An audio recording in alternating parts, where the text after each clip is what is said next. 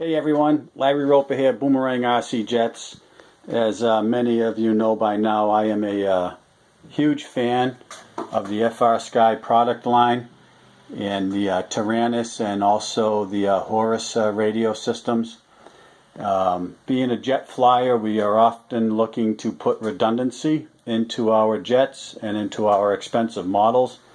And I just want to make a quick video to show you FrSky's solution to adding some redundancy. They have a few solutions, but this one here seems to work nicely in my opinion anyway. So what we have here is what they refer to as their redundancy bus. It's a 16-channel servo interface.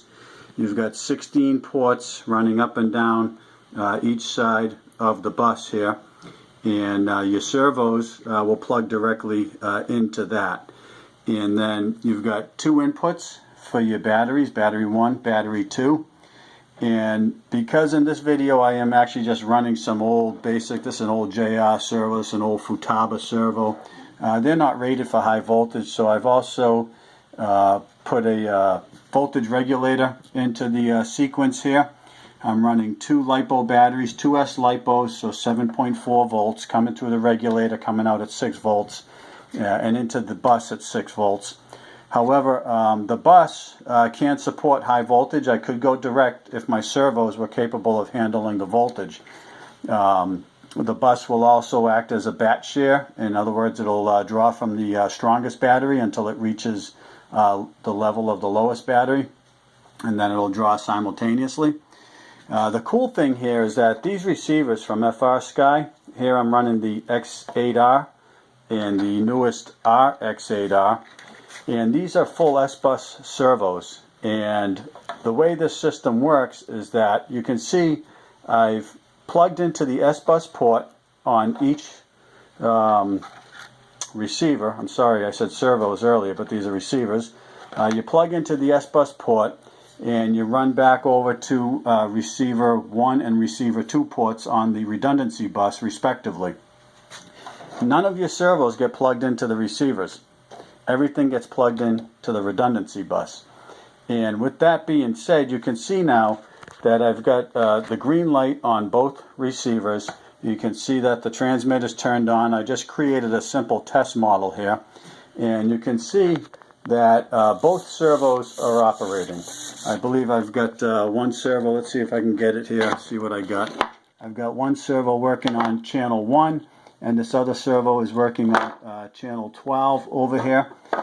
These are simple 8-channel receivers that FrSky makes, so you can see by putting the two receivers in here, we get the full 16 channels, or we get them bound anyway.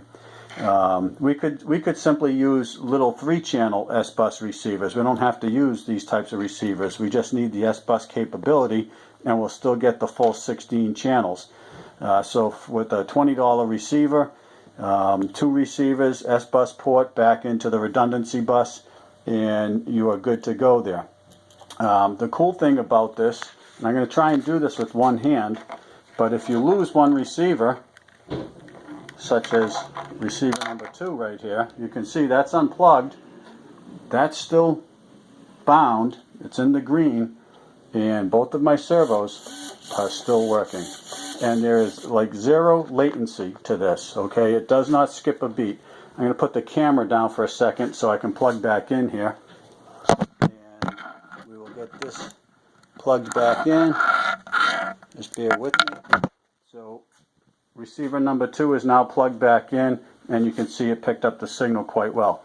Receiver number 2, the telemetry has been disabled in this receiver through the jumper pins. When we're binding it, we install the jumper block between channel 1 and 2, and that disables the telemetry because you can only get telemetry out of one receiver, in this case here channel 1. But now you'll see everything's working. Okay, both servos are working, and you can see that if I disable that receiver, telemetry lost. Radio tells me telemetry's been lost. Through this one, that just means we're not getting our telemetry functions, but we still have operation of the 2 servos. Once again, I got to try and plug this back in. Put the camera down for a second. I'll plug this back in. Telemetry recovered. Telemetry's been recovered. We're operational again. And then also you can see that if we lose a battery, I'll try and do this. We'll take one battery out. There's pins in here. These things are locked in. They've got little pins. Let me put the camera down. We've got some little pins here. Okay, you can see that I've taken one battery out and we still have power to the system on both sides. And if I disconnected the other one, it would be the same. What's really neat is you never have to worry about these connections coming undone because there's little clips built right into this redundancy bus that hold these MPX connectors in, really secure. So even if you're set up in a 3D system, you know, an edge, an extra, and you're banging the sticks around, this is a great system to have it in there. So tough to get out, and you got to push a little hard to get in also. My regulator is from SmartFly. It's the Super Reg. Again, another level of redundancy. Should I lose one of these batteries, we're still getting output from both sides over there. But again, if you're running high voltage servos, you can eliminate the regulator and just run your high voltage servos right through there. I hope this video was helpful, and feel free to shoot any questions. I'll do what I can to answer them.